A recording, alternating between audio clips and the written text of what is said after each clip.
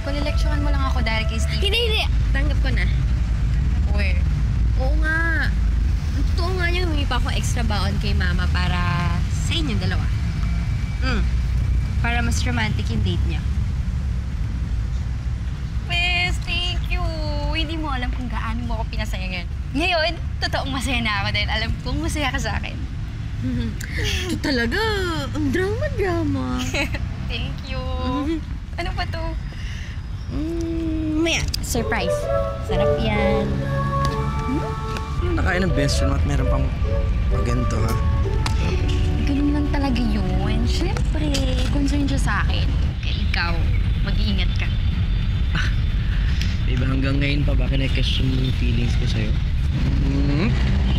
Diba ito, diba? Sakto nga yun. Arrange. Crisel! Mami? Hoy, ikaw! Pagkain yung tikman mo, hindi yung anak ko! Dayan mga anak ko! Alis! Po. Ikaw naman.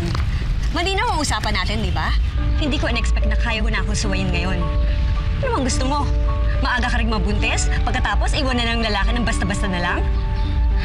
Mabuti na lang sinabihan ako ni Naomi na puntahan ka dito. Kung hindi, baka kung ano-ano na yung pinaggagawa mo.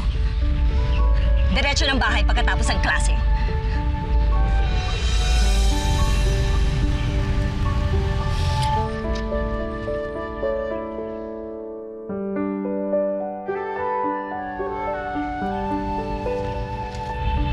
Selfish ka, Naomi.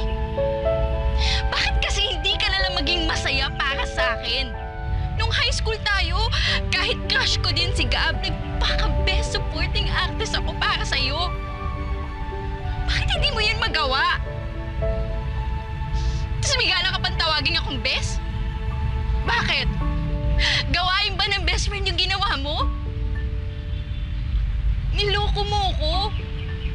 Yung kinakatakutan mong gawin sa akin ni Stephen, ikaw pang unang gumawa sa akin. Pa-lunch treat ka pa?